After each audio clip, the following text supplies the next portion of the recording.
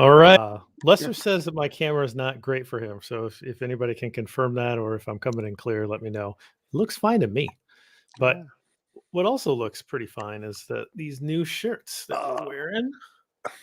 it's been Uh-huh, a while since we uh-huh. could wear them because we got them after the Bears posted their last dub.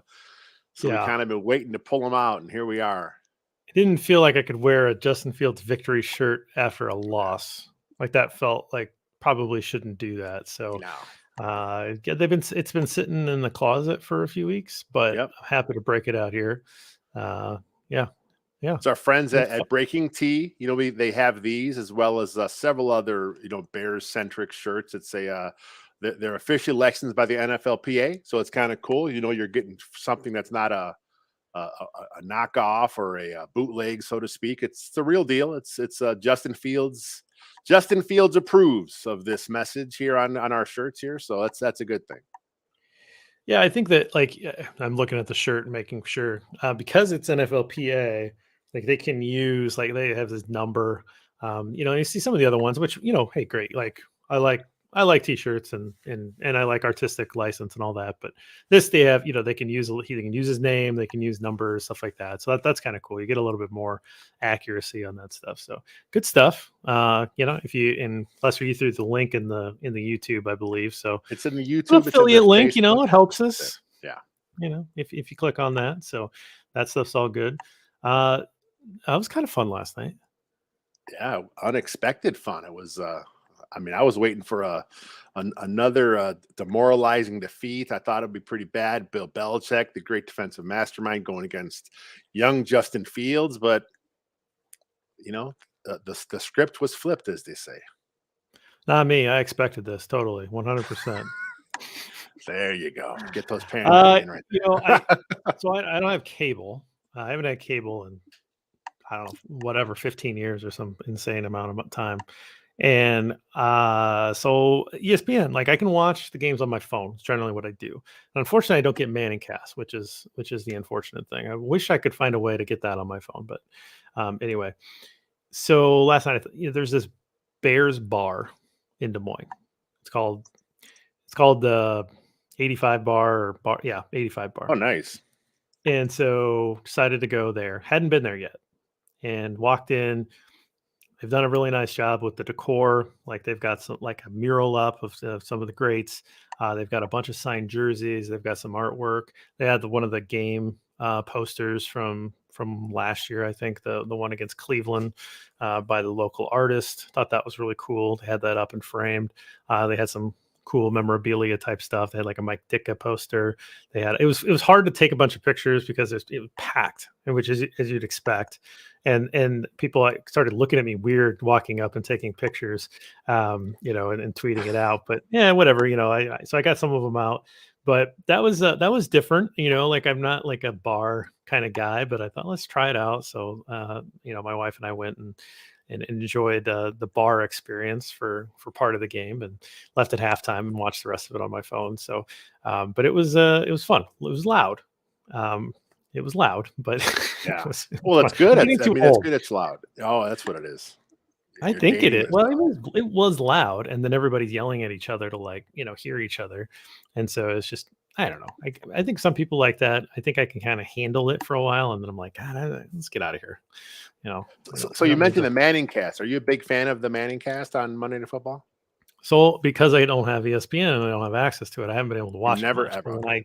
I have a couple times, but when I have, I like it. This is my dream. I've been talking about this for years. Yeah. To add in different commentators so that you could pick what stream you wanted. And for the Thursday night game, I've been watching the Statcast, so that I can get like the all 22 camera shots, and I can, the stats part's fine. They kind of toned it down a little bit. At first, it was just like all of the information and throwing at you, but I started to just gravitate towards that because I like the camera angles, and it's more than anything, it's different. It's Yeah. fun to watch the game in a different way. So to me, that's must see television. Thursday Night Football, I'm watching it, even if the product's bad. It's just because the presentation's a little different. I wish I could get a different audio track though. Like it'd be nice if I could get the all 22 version, and I could get somebody else to break down I like I loved Al Michaels for years and years and years. I think he's like he should have just stayed retired. Like he just seems so bored. It feels like he just needs to go, you know, hang out at a casino and Yeah. I don't know. Like he just feels like he's past it. For But those, yeah, those. It's weird though because they all kind of shuffled. Al Michaels doing Thursday that was nights weird. now, and then on Monday it's Joe Buck and Aikman. Are you a fan of Buck? I know a lot of people either or with Bears fans. They think they're a lot of Buck. They think Buck's an anti-Bear guy. Well, that's because of his dad, right? Probably, yeah. Jack Buck, Cardinals, so anti-Chicago. I think Joe Buck's okay. Like I Yeah, don't hate he's him fine. like other people Yeah, do. He's not my favorite guy. I think that there are better. He definitely has a very old school uh, approach to his calls, which is fine sometimes, but sometimes I think you want somebody with a little more energy, right? yeah. And at least, yeah. I mean, he does the whole like Aaron Rodgers love fest stuff, but they all kind of do that. And, at some level, that's maybe just expected of play by play guys. But Well, I think that may be ending here. The way Aaron Rodgers is trending, maybe it's the next time the Bears play the Packers, maybe there won't be much of an Aaron Rodgers love fest because Aaron Rodgers, if we're lucky, man, maybe he's finally on that downward spiral towards the end. is there anything better than a weekend where the Bears win and the Packers lose? And Packers Twitter is like melting down. Meltdown, yeah, yeah. There's this guy, Packers Bob or whatever his name is, right? The So, like, for list years, guy, I yeah. don't know who this guy is, right? But for years, I would just every once I check Twitter and it would say Packers Bob, who doesn't follow me. It says Nope. Packers Bob added you to list, and it would say Bears fans that are delusional or something, Yeah. right? And I'm just like, I don't. Who is this guy? Why is he doing this? Like this is just like the mega troll, and he's just getting absolutely dragged because he's out and he's like, "This is the worst season ever," and he's just crying on Twitter about how bad it is with Rodgers and the Packers. And Bears fans who have been added to these lists all these years Yeah. are just having a field day with it, and it's beautiful. And he came out, "Oh, all these Bears fans in my mentions about Rodgers. I'm gonna just love watching the Bears get killed by Bill Belichick in New England." So, of course, everybody had fun with that one too. There's like 2,000 comments on that tweet. I'm like you. Man, Like when I'm on Twitter or anywhere, I don't talk trash. Like I don't seek out Packer fans to talk to them and go in their mentions. I don't care about them. I don't care about right. that part of the game of football. I know some fans love it. They think it's fun talking trash back and forth, and I do with some friends of mine that are fans of other teams. But like randos on social media, I don't care that you're a Vikings fan or a I don't want to talk to you. Like if we interact and we're cool and we're cordial, yeah, maybe once in a while, but like I don't seek this guy out. But yeah, I'm like you. I'm on his lists, delusional Bears fans or whatever he has. It's like there's always a new list, and it's like why am I added? I with that guy, he has been muted for years for me. So like I don't see any of the stuff he has to say, but I did happen to notice that people were dragging his ass, and that's good. I don't mute. I mute some people. Basically, if you're disrespectful, if Yeah, you're like, if you're coming at me like with kind of rolling me in with a group of people that I'm a pretty level-headed person.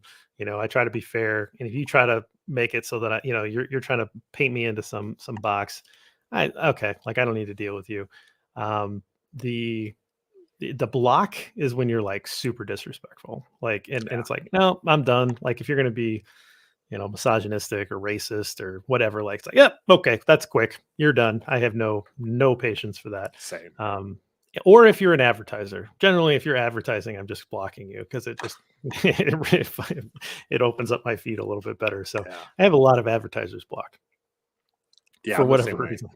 I Yeah. like Okay. the block for me. I do the mute for the block. I don't want to like just block them, but yeah, I'm the same one with the mute and the blocks. The blocks are very rare. Mutes are like if you're disrespectful, if you're like accusing me of something I don't do, like you said, you get lumped into certain groups where they think that you're the guy that did this. No, I'm not. Yes, you are. okay, you're muted because you're just, I'm not going to get in a pissing contest with some dumbass on the internet. It's just not worth it. So, oh well. Did you, before we get started, did you see our friend, our friend, Pocket Goldberg? Oh, was he on I missed it. So I noticed last week when we were at the game that he is like the main bodyguard that comes out with Yeah. Eberflus, and he's like on the sidelines, and he was pretty close. I mean, I could have yelled at him, but again, I didn't want to be falsely accused of doing something. Again, so when You should have taken a video Pinnell of him. I should have when I posted it. Pinnell got kicked out. Yeah.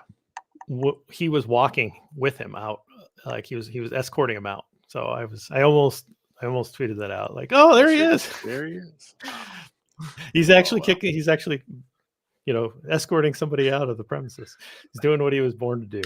So. Someone that was actually breaking the rules was kicked out. Yeah. Actually got called out. So crazy.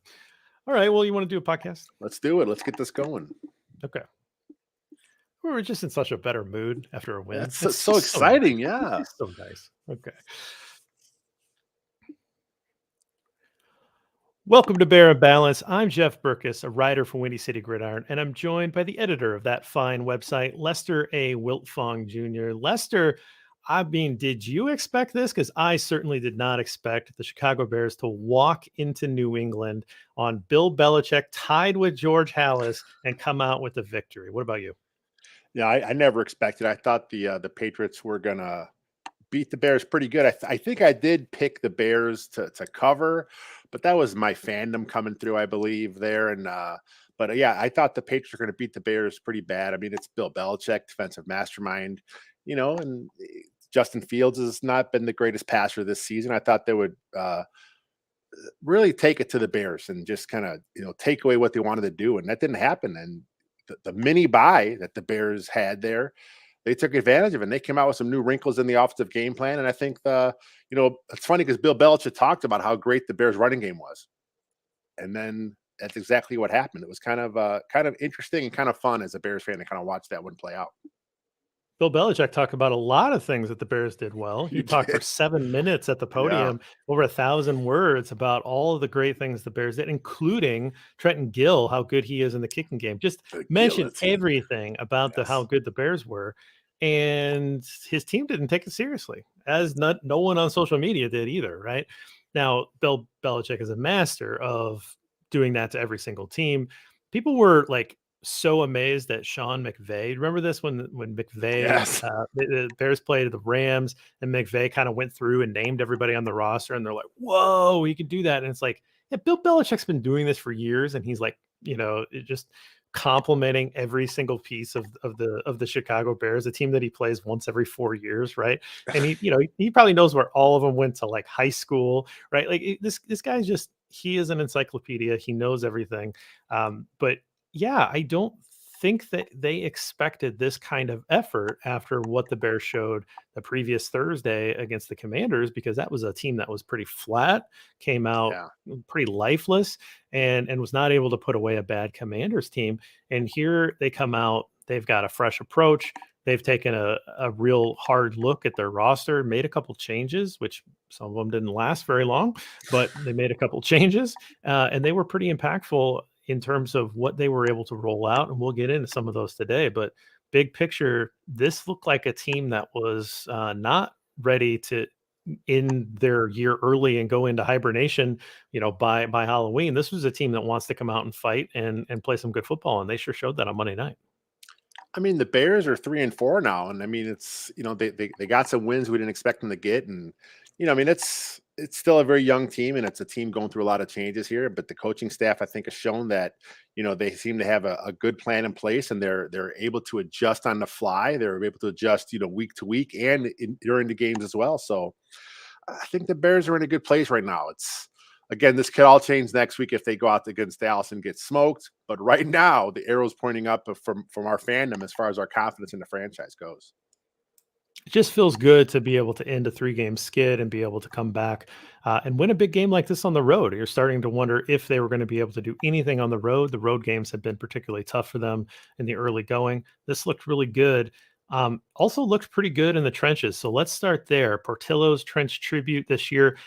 Every week, we're giving away a $100 gift card to Portillo's. Got a few more entries last week. Love to see it. I expect Yeah. there to be more entries this week because there are a lot more choices for your Portillo's Trench Tribute or just player of the week. You can pick anybody. Hit us up on social media, wherever you get your Bear and Balance. Send an email to 2ndcitygridiron at gmail.com if you do not have social media and want to just enter that way. Whatever you do, let us know who your Portillo's Player of the Week is. We'll get you entered for that $100 and we'll get it out as soon as possible. We'll get it out before the end of the week because I need to make sure I get it in the mail before Saturday so you guys can get out and spend that money. Your turn to go first this week. So I think so. let's start it off. Who you You know, got for Trench Tribute? I had two players down, one offense, one defense. I feel like I'm more skewing to because I'm an offensive guy.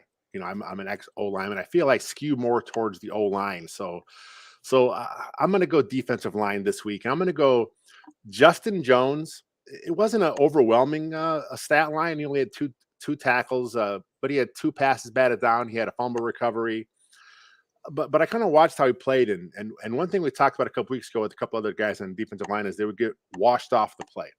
Justin Jones held his own. He stayed where he's supposed to be. He is shooting the gaps, you know, but he's not over penetrating. I thought Justin Jones, he seems to be coming into his own at that 3-tech spot. I'm not sure he's the long-term answer. I think the Bears may want to go out and try and upgrade that spot, you know, in the offseason, maybe in a draft, but for where he is right now in his career, I think Justin Jones is a good player for the Bears, and I thought he had a pretty good game on Monday night. I thought the entire defensive line all chipped in with a play here and there, right? Yeah. He had Justin Jones had the fumble recovery and made a couple of nice tackles. That Armon Watts had a really nice tackle pretty early in the game where Yep. he stood up Andrews and sort of held that point and was able to just slide off right at the right time and make that tackle for little gain. It's a very nice play by a defensive tackle there, exactly what you see, as opposed to previously where he was kind of being dragged down and making that play, 4 yards, for a 4-yard gain. He was making it at the point of contact. So that was a really nice play. Now, Dominique Robinson had the big tip. Quinn, had some pressures and looked pretty good there. So Travis Gibson, right? Like he had a big play. So Yep. so there's some like really nice plays all the way around from the defensive line. Felt like that everybody kind of got a hand on something. Everybody contributed a little bit. So that was really cool to see. I think on offense, I would assume Tevin Jenkins was the other name that you might have had. That was my other name. Yeah. Okay, so I think we got to at least acknowledge just how well he has adapted to the guard position, how good he's playing right now. We've been talking about it the whole year. He continues to get mentioned in this space. I kind of called him out last week for throwing his defender at Justin Fields' knees. Again, 6 inches away That's a from no. Yeah. ending the season. So hopefully that got talked about in the mini buy. I also just want to mention Michael Schofield, right? Yeah. He steps in. I thought he played pretty solid football. I'm sure that I could go back with a fine tooth comb and find things that weren't good, but overall, he wasn't sticking out like a sore thumb. That's pretty good for a guy that hadn't really played yet, who got ate up in the preseason and kind of just got lost his starting job right away because of how poor he started. This is a professional football player that's been around the league for a while. He's a hometown kid. He wanted to play for the Bears because that was his team growing up. Again, rough start for him to kind of have a position and then lose it, but got an opportunity to play here, and I thought he played pretty solid. I thought it was worth mentioning here as well. So a lot to choose from, which is great. Yeah, There's fun. a lot to choose from in other categories as well, which is great.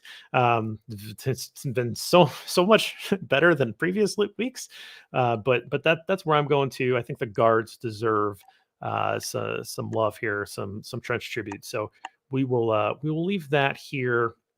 We'll go on to the tweet of the week. And again, I'm going to have you start. It looks like we kept it in the home park here. We both picked fellow contributors. So. It's all in the family here. I got Jacob Infante, of course, who is at Jacob Infante 24. The Bears didn't allow a single point against the Patriots in the second half. They've now allowed an average of just 5.28 points in second half through 7 weeks. He says, kudos to defense coordinator Alan Williams and a young group of defenders. So, I mean, it's true. I talked about a little bit last night. I was on the post game with Robert Schmitz, and we talked a little bit about how Alan Williams kind of changed some of the stuff he does here. He is blitzing a little more. He is doing a little more stuff up front with trying to create different pressure packages when he has a chance to. But that defense really coming around. I mean, it's one of the from the numbers only. It's around a top 10 defense. I'm not sure about the DVOA. That's a little more accurate to kind of look at those things, but the points allowed, the yards allowed, they're doing a pretty good job there. And Alan Williams hasn't called plays here since I think 2011 to 2012 with the Vikings. So there were some questions about him, if he can kind of, what he will do. And I think Matt Eberflus put his trust in him. And I think he is showing that it was warranted because he's doing a good job calling plays for defense. Yeah, I think it's been pretty fascinating to see just how good of second half adjustments are made. A lot of football games, the second half adjustments really favor the offense, right? Like the defense comes in, it's usually kind of like a early in a boxing match where the guys are kind of bouncing around, they're trying to feel each other out. Can my jab get in there, right? Like what's working, what doesn't. And then as the game goes on, the defense gets tired and the offense has figured out kind of where to push the buttons. It's kind of, the biggest example of that is that Kansas City Chiefs Buffalo Bills game last year, where it's like every time these teams get the ball, they're going to score a touchdown, right? They know all the buttons to push, and the defense is tired. Game's over, right? The Patriots in the Super Bowl that one year, where it's like, well, they're going to win because they won the coin toss. Like whoever wins the coin toss is going to go down and score a touchdown, and so a lot of times you see that, like you see where the offense is the one that's really benefiting from the halftime adjustments and the game wearing on. The Bears defense seems to somehow benefit from a halftime and somehow just like get better as the game goes on. You don't see that very often. You don't, but this is if that's true, if that's going to continue, that's an amazing asset to have because that's how you close out games. I think part of it is because they rotate their D line so much. It's not just the tackles, it's the D ends too. They're 4 deep at each spot and they rotate those guys pretty good. They want to keep everyone fresh. And I think that bodes well. Like you said, for the second half, that's when an offense usually starts wearing down a defensive line. And we're not seeing that happen so far this year anyway. And I think that's good. You mentioned a few guys at the top, Gibson, Robinson, Jones, Blackson has looked pretty good this year, so they're really rotating those guys to try and keep those guys fresh and then let those the guys in the back end, do their job too. Well, my tweet is from Aaron Lemming. He's at Aaron Lemming NFL. He says, fun fact, kicker Cairo Santos has been 67 out of 73, which is a 92% conversion rate since taking over as the Bears kicker back in 2020. So, Cairo Santos was signed in the middle of the year. Eddie Pinheiro had that injury. He couldn't get over that. I believe it was like a groin injury or something like that. Santos comes in, he had been injured in Kansas City. It was kind of like, Cairo Santos, yeah, maybe. And then he just kept making kicks. And it was like, who is this guy? Wait, is this? Let me look a little deeper at Cairo Santos. And it's like, oh, he was a pretty good kicker. Cairo Santos is really freaking good. And he was nails on Monday night. He's been nails all year. He's 11 for 11. He missed the one game for personal reasons. Somehow they signed a guy that, what did he go 4 for 4 or whatever? Yeah, Badgley, yeah. Like what is happening here? Bears have suddenly figured out the kicking position. This was like the original sin of the Ryan Pace regime was cutting Robbie Gould. Walking in, it was like the first thing he did. He's like, I'm not paying for a kicker. Cutting Robbie Gould, get him out of here. And then it was like, oh no, what do you do now? And it's just been this kind of odyssey. And then now Cairo Santos has really settled that. And he's been fantastic, and he deserved a little love for this game too, because if you miss one of those kicks, that really does change the dynamic of the game. But he just kept hitting them in the rain. That had to be kind of a soggy pitch there, and he's able to have good footing, and get the ball through the upright, and pretty good rush too. Like they had overload on the left side. Clearly they saw something on film where they were going to try to sneak a block, and he was able to hit all 4 of those field goals last night, and he's just been great since he signed with Chicago. You mentioned when they got rid of Robbie Gould, Santos was one of the guys he brought in. He, I think, spent like 2 games with the Bears in 2017, and it might have got hurt again, or it just didn't work out. And then they brought him back again for the second stint, and we're like, oh, this guy again, and yeah, this guy again. He's done a great job. He's earned his big contract, and it's nice to know that the Bears have a guy that you don't have to worry about. When we went through a few years where it was always a concern. The Augusta silence stuff at training camp, trying to find their guy, and it's just it was comical, thinking about it. But these are things that good teams don't have to worry about. You have a kicker in place that's his job. He does his thing. So maybe now the Bears at some point when they are good again, they'll have, hey, we got Santos, we're good there. We got Patrick Scales snapping really good, and of course we have the guillotine punting the ball. So our special teams are going to be solid, and the rest of the stuff kind of just fall into place. Yep, absolutely. Guillotine didn't get a lot of work last night, which is also a good thing. It's okay when the punter doesn't. The punter doesn't have to work much. That's okay too. Let's move on to caught up in a numbers game. Our stat of the week. What number did you pull? My number is 181. And that is the rushing yards per game for the Bears this season, which leads the league. And there were a few other nuggets here. Did you have something on that one? No, we're number 1. That's number 1, yes. Sorry, putting up a 1. So then, of course, a Pro Football Reference mentioned that this is the Bears are just the 4th team since 1984 to average at least 181 rushing yards per game. Hard Rock Sportsbook tweeted out that the Bears have rushed for 200 yards in consecutive games, which is the first time since 1985. Oh. And then Bet365 for any team or for the Bears? You know what? Probably that's a good question. Probably for the Bears. Yeah, I can't imagine that no one else has done that. And then Bet365 CA said the Bears are the only team in the NFL currently with three players averaging over 50 yards rushing per game. That's Montgomery, Khalil Herbert, and Justin Fields. So the running attack has just been on point for the Bears, which is, obviously that's what you want for a young quarterback. You want a strong running game. And then eventually that will now transition over and make things easier for your young quarterback to kind of do what he has to do through the air. I like that. I like that a lot. Now I'm wondering how close those 3 guys could get to 1,000 yards. That would be pretty cool.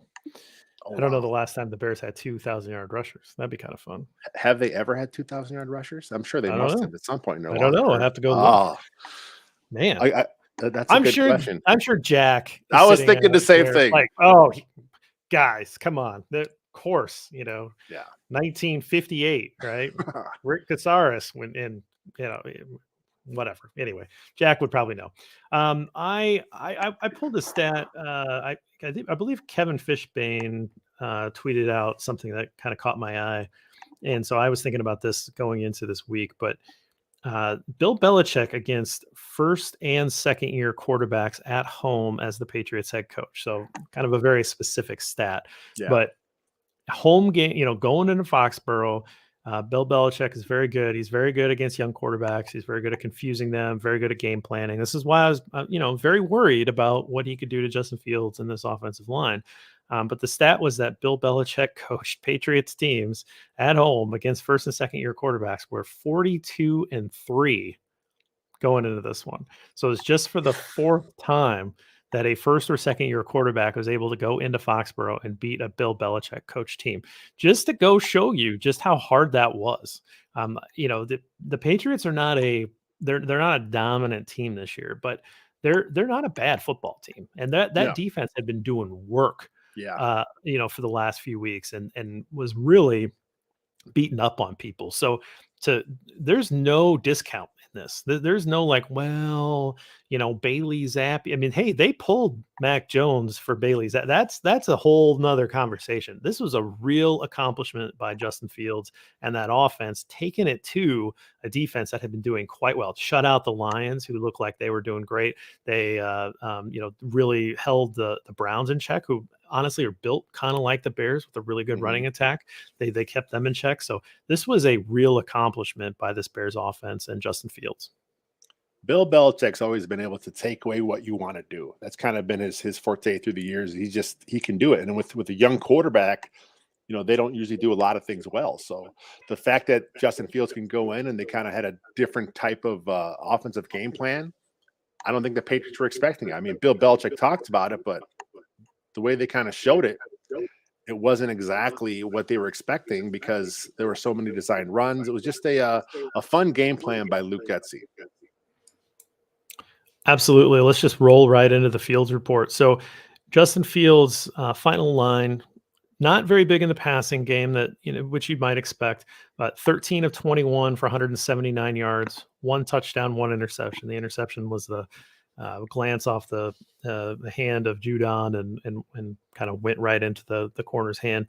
Took 4 sacks for 32 yards. Sure that you can get into that a little bit. It's a little bit too much. Could have definitely avoided those by getting rid of a couple of them.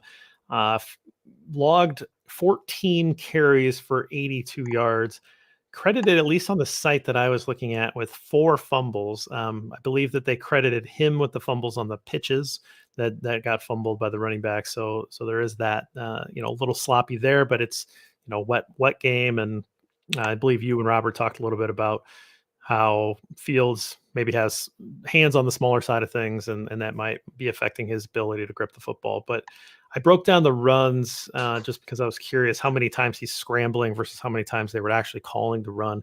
So I counted up 5 designed runs out of that 14 where it was called in the huddle that Justin's getting going to take the football. So those quarterback sneaks, not quarterback sneaks, but quarterback draws, I should say, the quarterback powers, those designed runs for Justin Fields. I had 5 of those.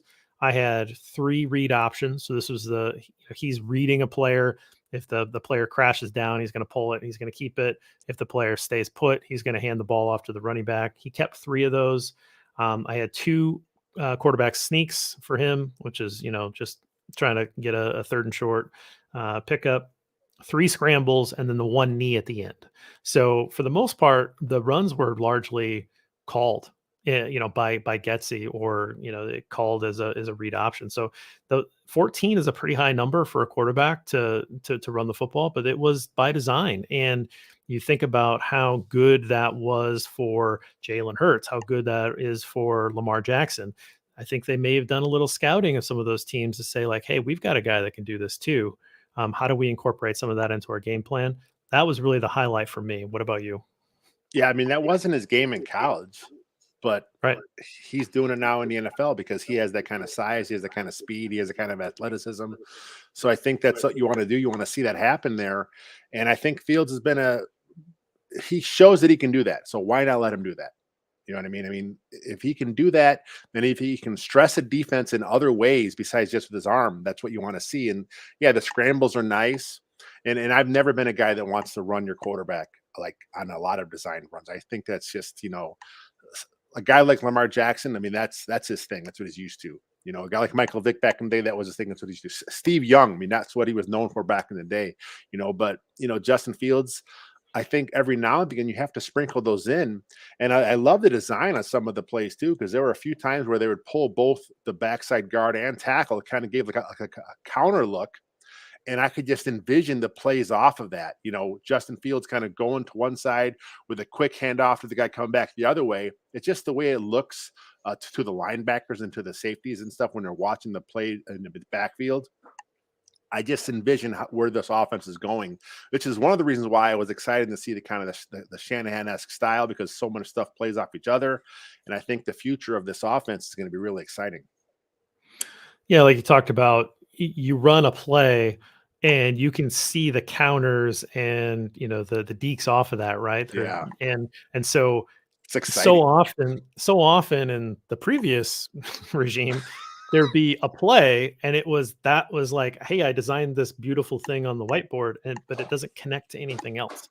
And so now, even if it worked, it's not going to work in the future because it's scouted out. And someone's going to see it and they're going to point and they're going to say, "Hey, that's that play we saw," and they're going to know exactly what's coming. Whereas here, it's like there's so many options off of this that you can mix it up and you can dress it up and you can change things and you can really fool them. You can show like, "Hey, we're running this and we're running it well." You put it on film the next week, you run the counter off of it because they're going to bite. One thing I noticed that I really liked on a couple of these plays, he's so good about keeping the play alive by Yeah. like evading pressure. But there was one play early in the first quarter. He rolls out and he keeps his eyes downfield. And what I thought Belichick was going to do is that hey, I'm going to dedicate a spy. I'm not going to let Justin Fields beat me with his legs. And that looked like they did that a little bit early on.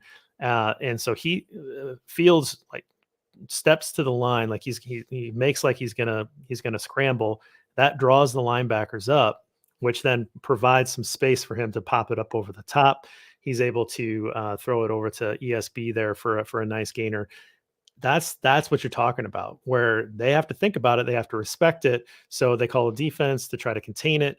He makes like he's gonna he's pressuring that line, he's putting that linebacker in a no-win situation. Those linebackers step up to try to make the play, and that puts him out of position to defend the pass, and he drops that in there. That kind of stuff was happening, and that's the kind of stuff you like to see. He had that N'Keal Harry pass was a nice ball.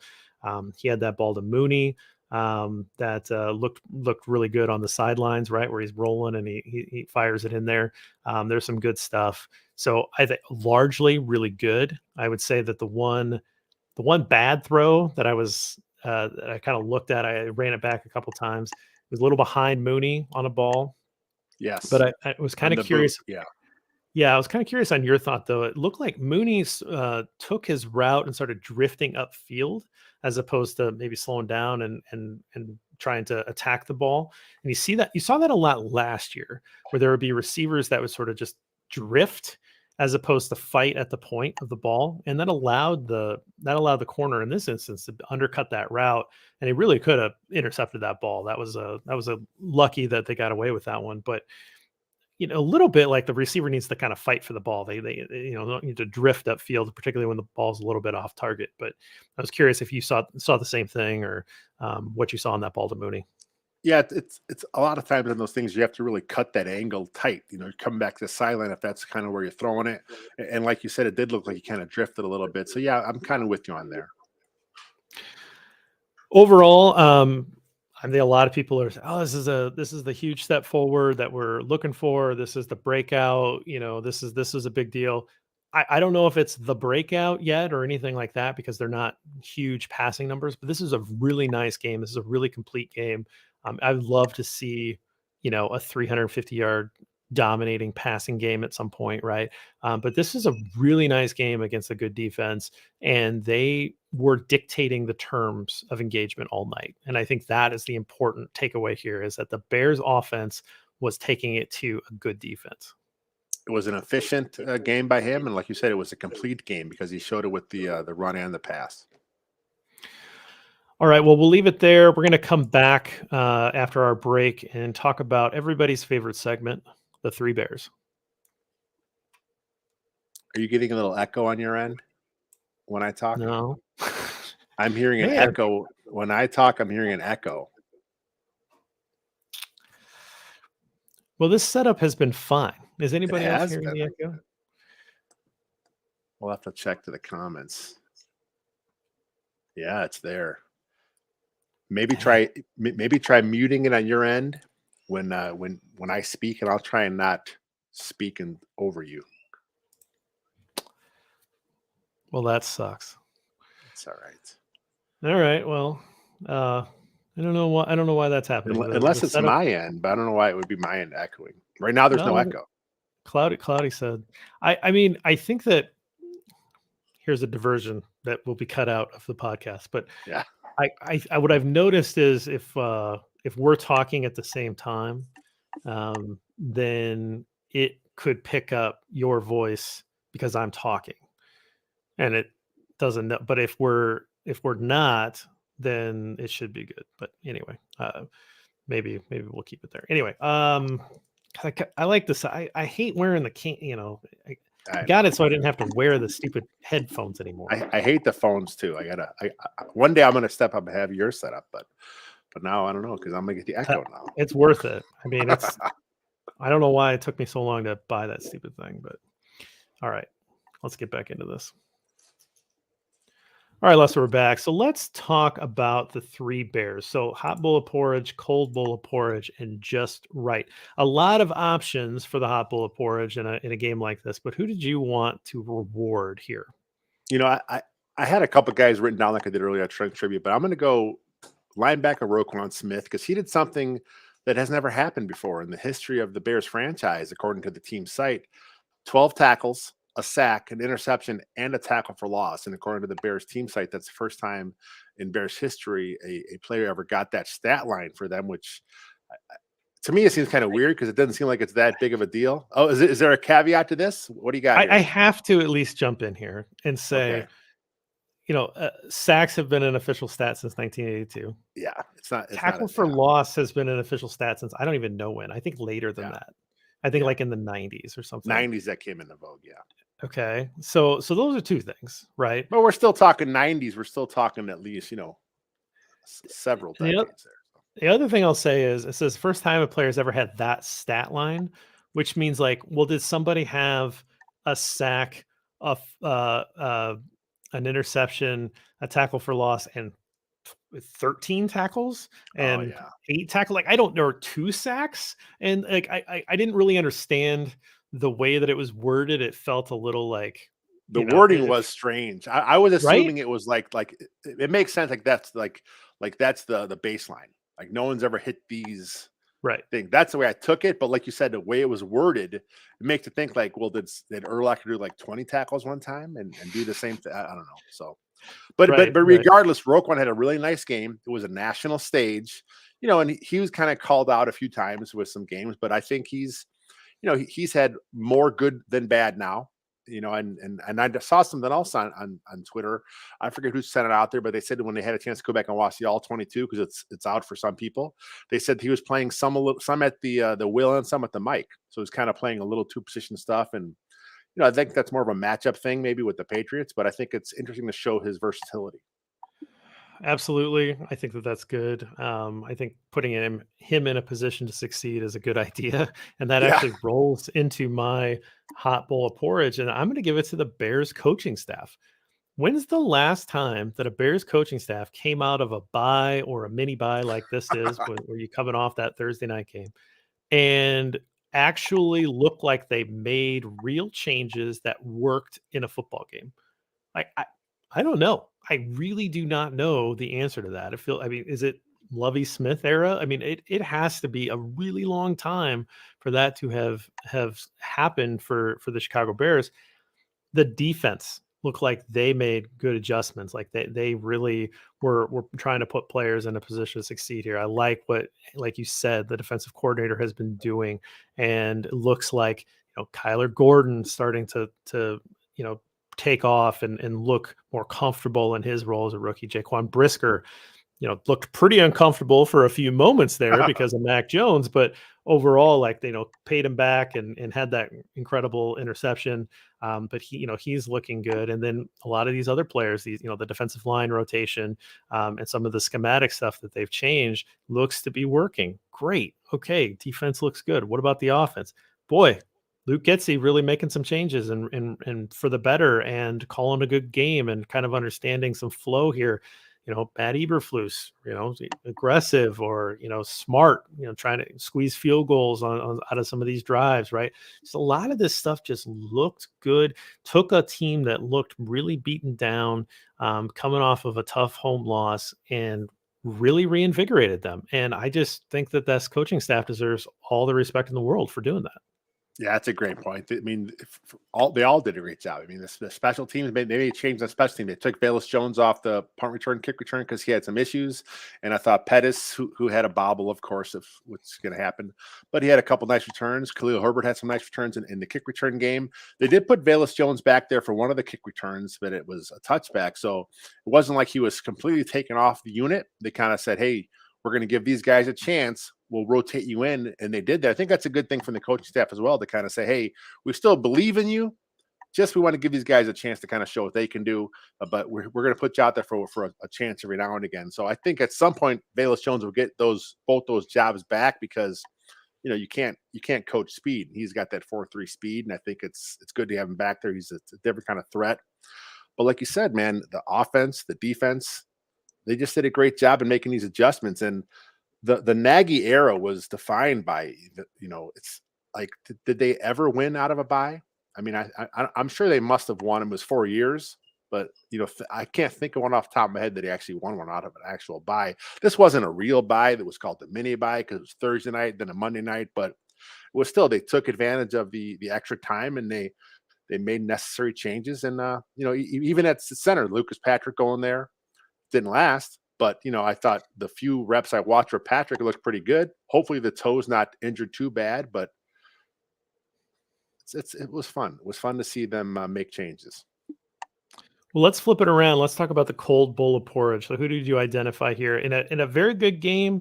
It's hard to do this part of it, but there are certainly a couple guys that maybe deserve a little bit of calling out here.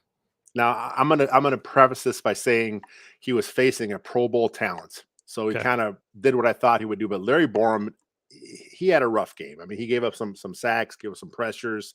His stuff in the run game wasn't as crisp as we've seen in the past. He struggled a bit, but Matthew Judon is a really good football player. He's doing it for 6-7 years now. Like I said, I think he's a 3-time Pro Bowler. So I wasn't surprised that Borum struggled a bit.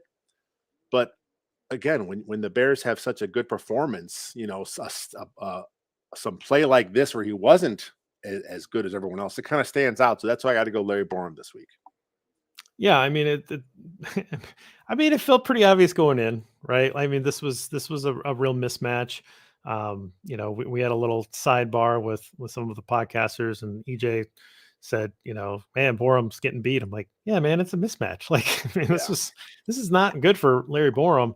They needed to have a real plan going in to be able to give Chip help, and when he didn't have that, it stood out. I mean, Judon's a really nice player, and he really took advantage of the tackles in this one, but particularly Borum, got him leaning and then shot back in with a nice speed, stab step and coming back in. It's just a really impressive player. He's really good at football, right? Like, and so that is what it is. Like, Borum's just outmatched, and totally agree that, that one stuck out. Couple for me, I had Borum written down in case you didn't mention him. A couple for me, Eddie Jackson. I think that was a blown coverage. I'm not going to know for sure. He certainly bailed back on that, but not diving to touch him while he's down allowed him to get up and make that lunge into the Jacoby Myers lunge into the end zone for the touchdown. It didn't end up mattering, but at the time it sure felt like it mattered. And just, it almost felt like old Eddie there. Like it wasn't, quite as aggressive enough. And the blown coverage is what it is. I don't know if that's what it was, or if you just like, bailing back or whatever. But almost that like lack of effort there in the last split second felt like, oh, Eddie, like, what are you doing, man? You gotta make the effort there. And then I was just going to call out the poor nutritional plan of Lucas Patrick, or the lack of calcium. Like, what is happening with these digits, man? Like the thumb injury and now a toe injury. Like, Patrick, like, let's drink some milk, man. What are you doing? Eat some spinach. The toe injury is no joke. I don't know if you ever had a toe injury or know someone that had a toe injury. Like back when I was in college, I did a speech actually on turf toe, because I did a thing on AstroTurf, and I looked into turf toe, and it's not called that anymore because it can happen on any surface. But if that's what it is, it's basically you're jamming the toe. And I'm going to talk more about this with Dr. Mason West on my show if he's back from Disney. I'm not sure what his schedule is, but we'll talk to him. And if not, he may mention on his show on Bare Bones. But yeah, if it's a toe, I mean, that's depending on the severity. I mean, that could be rough. We could be in for more Sam Must for moving forward here. There's some Sam Musford's doing voodoo on something. I mean, it's insane. I don't really understand it. No, I would imagine that having your toes feel good is pretty important for an offensive lineman. So I would think that this is a real thing that we're going to have to worry about. So hopefully it's hopefully it's nothing too serious and he can get back, because I did feel a little bit more comfortable in that first part of the game when he was in there. I was like, oh yeah, he's looking all right. But anyway, man, Bears need to figure that out, or he needs to eat more spinach or whatever the heck he needs to do. So just crazy. All right, just right. Who did you have for this? I just mentioned him, and he's Sam Mustipher. I know he came in. Look, he is a reserve player. This is who he is. He does not. Yeah. I think he's a backup. I So agree. again, the spirit of the just right. As a reserve, he came in and did his job. He wasn't flawless, because there was that one play, the first sack Justin Fields took, where he was kind of wandering around. I don't know what the hell he was doing. When I was watching it live, you really could see Justin Fields cock the throw to Sam Mustipher at one point. So I made a comment. Because what are you supposed to do in the scramble drill as a wide receiver is you're supposed to like show your numbers to the quarterback, right? That's what they say. Yeah. Show your numbers. Here's Sam Mustipher. Here's 67, Justin, if you need it. Like, what are you doing? That was such a strange play. I mean, like, if you just watch him from the snap, like, he doesn't block anyone. He just kind of wanders around lost. Like, he just didn't know where he was going. But besides that play, though, there were other plays where Sam Mustipher, there was a couple times he buried his guy. And I'm like, that's Sam Mustipher. And Sam Mustipher talked about it, that, you know, and I think it was the Sun Times, I had an article. He was a little pissed off that he was benched. And I'm like, really? Yeah, I can understand him being upset, but he had to see it coming. I mean, they signed Lucas Patrick to take his job in the offseason. So you kind of figured it was coming. But, you know, then he went in and, you know, he didn't complain publicly. You know, he just kind of whatever, put his head down. And like I said, in the spirit of the Just Right Bowl, here is a guy that was benched. He belongs in a bench. He's a good, if he's your top reserve, that's fine. I'd rather see a better guy. But hey, he came in, did his job, and I thought some of those run plays, he did a good job at the point of attack, which he hasn't really done a lot this season. My coach would have said in game film review, 67, buy a ticket, right? Yeah. Like, you're a spectator. What are you doing? But the whole, like, he totally showed his numbers to him like a receiver would. Justin, no, what did he? No, get out of my face! Like, what? I think that he took Fields ended up taking a sack. He took a sack there. Yeah, I think it was just because he was so confused. Like, he was ready to dump it off, and he's like, "Why is Sam Mustipher sitting there?" He was wide open in the flat, though. It would have been beautiful. I would have been amazing if he would have thrown it to him. Like, I just think it would have been Bears things. Yeah. Just like throwing it right at. What are you doing there? Why are you standing there like you're a tight end, just like trying to get an outlet? That was amazing. That would have been really funny. For me, this is not even. This could get a hot bowl of porridge. Okay, I get it, but for me, Bears defense forcing 3 interceptions and recovering a fumble feels just right. Yeah. You know, like Bears football, Bears defense, turning the ball over, right? And like really like dictating terms on defense. That feels just right to me. And I know that that's not, and 4 turnovers is not going to happen every week. I get that, but it just felt good. It felt right to me. And it felt like I was back at home. It was I'm watching Urlacher, I'm watching Tillman, right? I'm watching these guys that were so, and we love that era. We loved watching that defense. That's what it felt like. It felt like these guys were getting after it. They're tipping the ball in the air. They're making big plays. Like that play from Brisker, fantastic. That play from Gordon was really good. Yes. That wide receiver is really, really fast. That's what he's there for. So like he got tracked down. I get it, but like he's gonna probably score on that one, 8-9 times out of 10. But it was just a good play. Both of them, put one hand on it and grabbed it in. Like that was fantastic.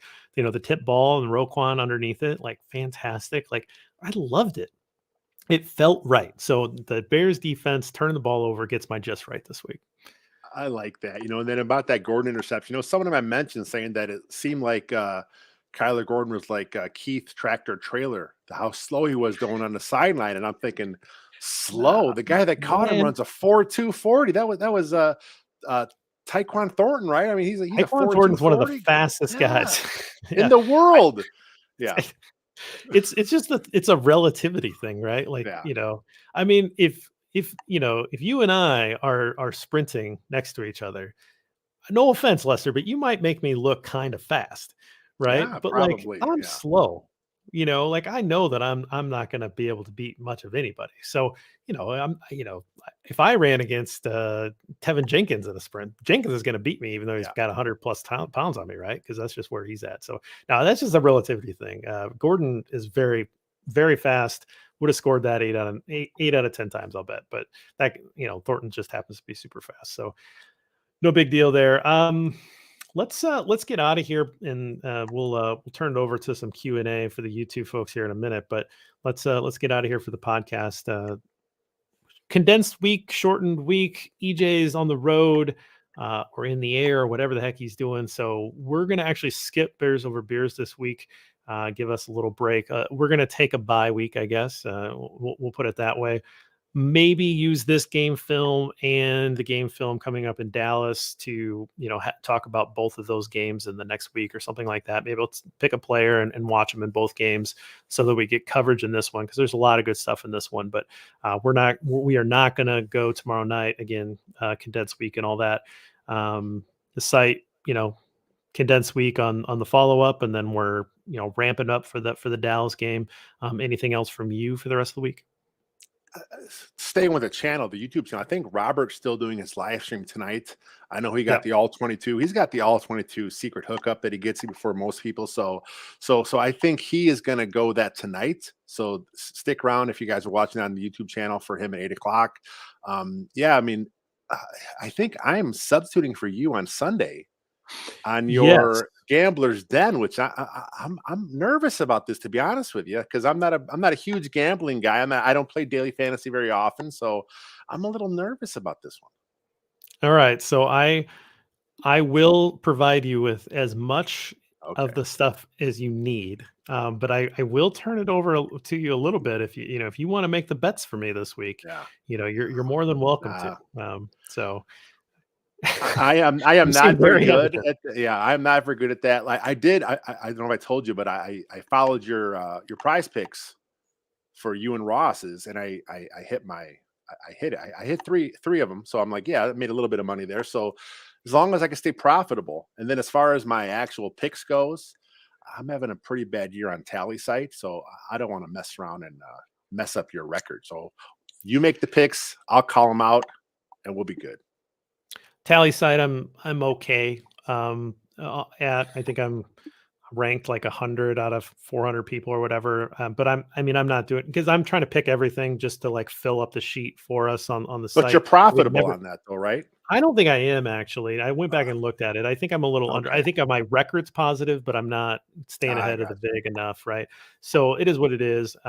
It's not bad, but you. Yeah, I'm trying to pick everything, and I would never bet everything, right? never. Yeah, And that's the whole point of the gambler's den, is that you're picking the lines that you like the best. I've been profitable on that almost every week. I think this week I was down a half of a unit. That's fine. Like I profited. I was profitable on the Thursday night game and the Monday night game, which I didn't capture there. So personally, I did okay. But on the Sunday games, I was like down a half a unit, which isn't a big deal. Most every other week, I've been profitable. We've been doing really good on the prize picks. Ross hit 5 out of 5 last week. So that was really big. And then I've only had 1 week that I haven't been profitable on prize pick stuff. So that's been nice for us too. So yeah, check us out. You'll get to pinch hit this weekend. I'll give you Sunday some morning at 10 Sunday a.m. morning. That's a real fun show. It's a YouTube exclusive, so we don't do a podcast for that. Right. So you guys make sure you check us out on secondcitygridiron.com, obviously, and 10 a.m. every Sunday. It's usually JB Ross and Eric Smith from the QB list. They kind of do their thing, but this week it's going to be me trying to get things figured out there. Awesome. Well, we'll get out of here. And again, we'll stick around for the YouTube guys. But until next time, guys, enjoy this victory. This is a nice one. And bear down.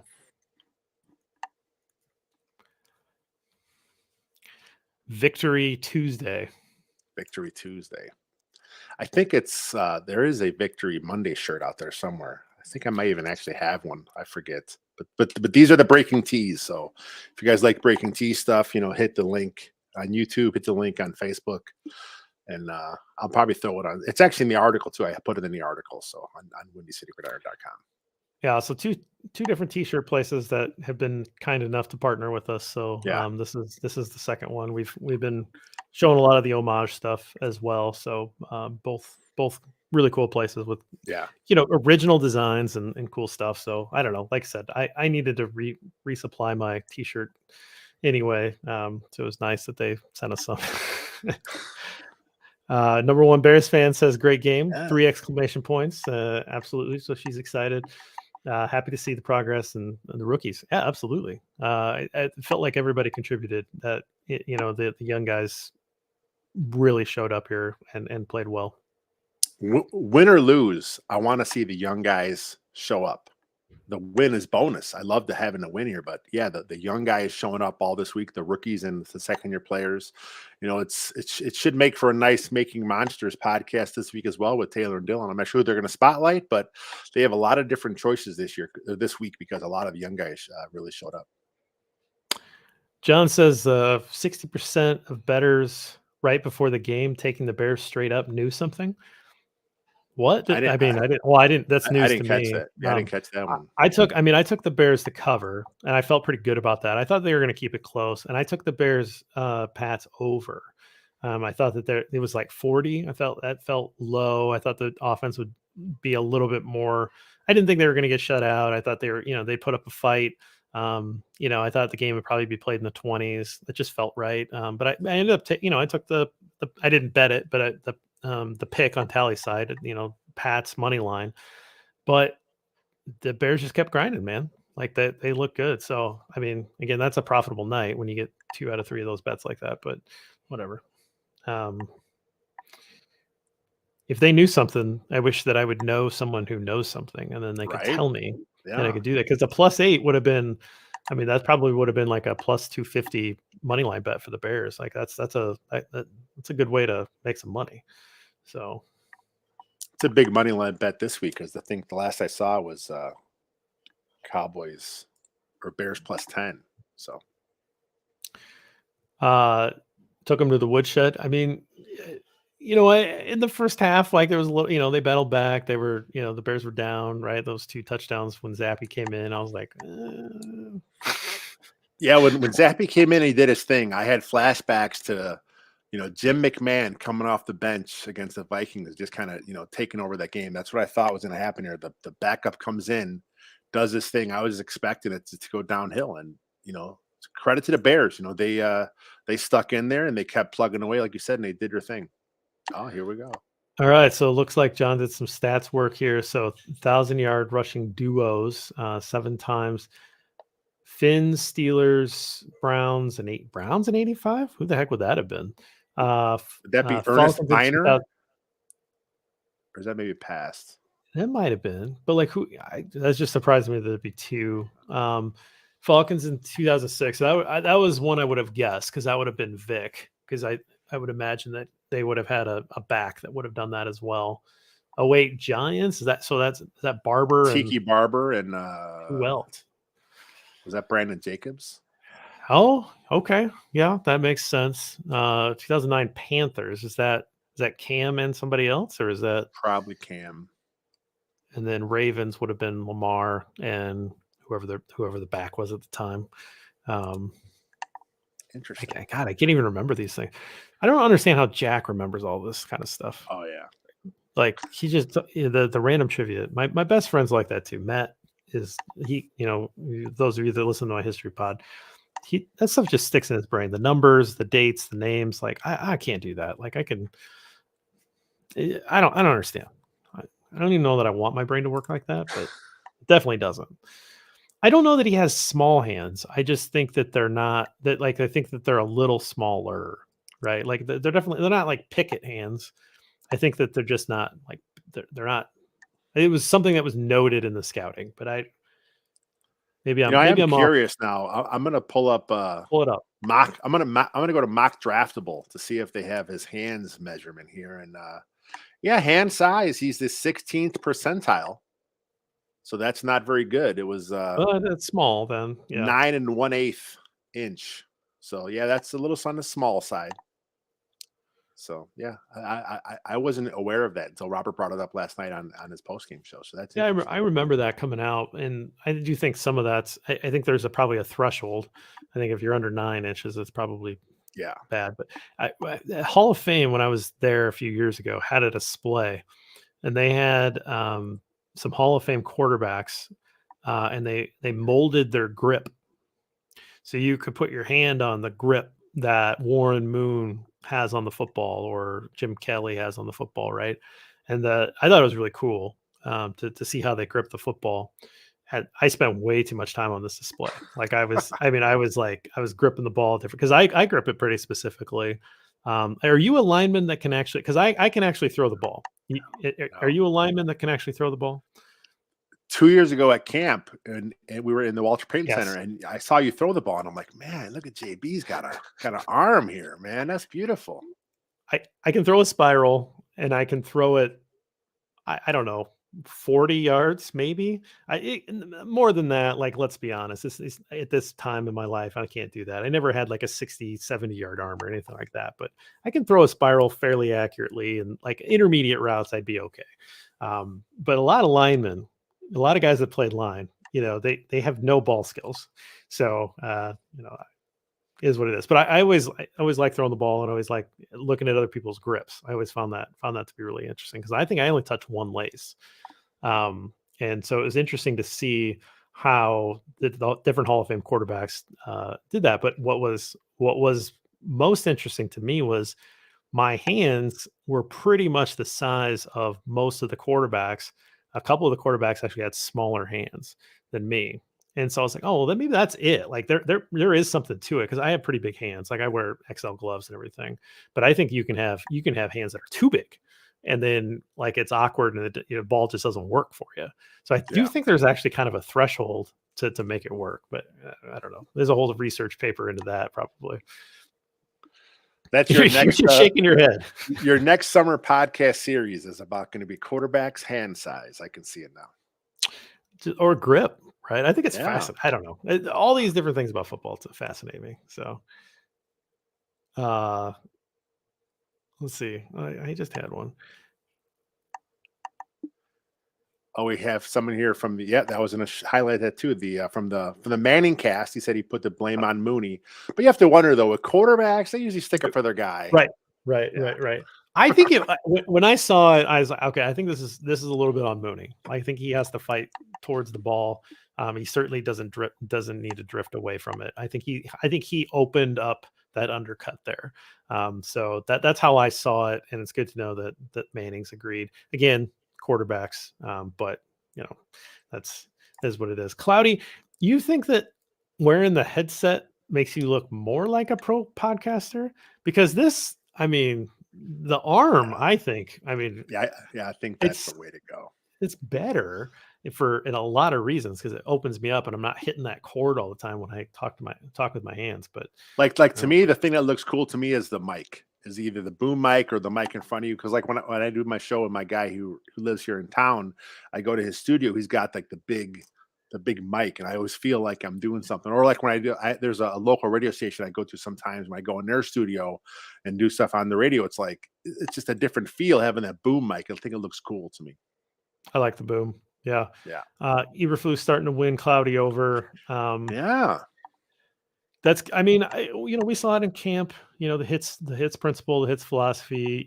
You could tell that the guys felt like they're buying in. Again, this is an under talented crew. Like we knew that going in, but yeah, I think there's a lot to like. This wasn't my choice, right? Like No. I didn't know anything about this guy, and I was on the Dayball train the year before when I You thought that were. they'd get rid of him. And he looks like he's doing good work out in New York with a team that's not very talented either. So that's fine. I'm not going to sit on Twitter all day and talk about, how I wish that the Bears would have hired Brian Daboll. I can still like him and Yeah. respect what he's doing and talk about it every once in a while, but it's not like I'm trashing what the Bears did because that's fine. Like I follow the whole league, and I follow the whole league for a reason is to because it's fun and this is my hobby. But I mean, there's a lot of people that seem like they're fixated on this like other path that the Bears could have taken. It's like, dude, you're gonna It's fun to think about, but I mean, I think most fans realize that once the Bears went with Ryan Poles, there was no way that Dable was going to go to Chicago because Dable was pretty much linked to Shane, right, with the Giants. As soon as he left Buffalo Yep. and went there to be the GM, that's where he was going to go. I think it was going to happen. I know they did interview Dable at first, but once Holt Poles was the choice, he had to go a different direction. Oh, look at Cloudy, man. Yeah. Don't follow my bets. He does this to me too. He's like, should I bet the mortgage on that bet that you just said? I was like, no, I want you to bet 1 unit on it. And that 1 unit better be something that you can feel more than comfortable losing because, it is what it is, man. I will say the prize picks thing you guys got going on this year, those are fun. Those are fun to do because like I can't do certain things because I live in Wisconsin and it's not allowed. But the prize picks is not. I mean, it's gambling, but it's not gambling. It's you're basically picking over and unders, which is kind of neat. So I know you guys have a special promo for that you guys have running. It's Bears is the promo code. Yeah, put in the best promo code ever, Bears, and get 100% deposit match. So, yeah, Joe, you'll have to tweet out your collection.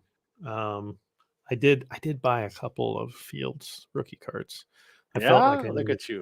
So I don't know if this matters to anybody, but I got one here in a case, not doing very good here, but it's the Prism. This is the Prism break. This is one that's just sitting here, but it's one of the inserts and out of 99 if people care. But I sold all my football cards. Cool.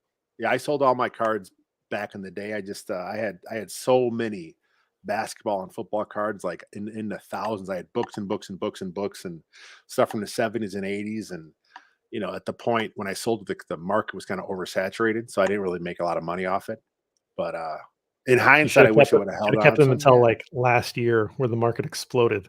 Yeah, so insane. But, I mean, I didn't have too many really, really good ones. I did have I think a second-year Walter Payton, pretty good condition, and I had a few of them in there. But there was just like the 80s and 90s, I had a lot of stuff from that, and that was just so many cards from that era. Like now, it's what I have held on to are my comic collection. I have boxes and boxes and boxes in my basement. And at some point, I had to get rid of those. There's just too many. Well, we'll end it there. With the comic talk. I was like, we're gonna enter into territory that I know nothing about. So, Lord of the Rings or something like that. Didn't it come up again? We did Harry Potterish or something. Yeah, you really bagged on me for making a Lord of the Rings reference, but I was just surprised. I wasn't expecting it. Here you are with a comic book collection, so now I don't thousands feel so. Oh man, I'm a nerd at heart, so it's okay. Well, I think that's. I feel like that's not really my age group, but maybe I'm wrong. I mean, I just spent my entire youth like playing sports, it seemed like, and everything was about sports and sports video games and whatever. So everything was football, and some baseball. But I never got into comic books. I never had any friends that were into comic books, so that's part of it. But you're a little bit older than me, and like EJ is a little older, right? So like, and he's into that stuff. So I wonder if I just maybe missed that generation a little bit, where that was a little bit more popular with your generation. And I feel that's the way with Star Wars. Like I care nothing about Star Wars, and it feels like people that are just a few years older really love it. And then if you're a few years younger, you came in at the right time when they were kind of reinvesting. Like there's just like these waves. Yeah. And I feel like I'm in the middle where like I do not care. Like I don't find that was my childhood. I mean, that was like, it came out in 77. I was like, just getting into like that kind of stuff then. So yeah, that's big to me. The Star Wars, that's always been a big deal. So yeah. And I don't care at all. So it's okay. All right. All right. We will definitely get out of here now. Yeah, let's get the hell out of here. You guys can take a quick break. And if you're sticking around for Robert, he'll be at the top of the hour. And I'm sure he'll be with you until like 2:00 in the morning. Probably. So, enjoy the L22 breakdown, guys. And we'll see you next week. Good Bears win.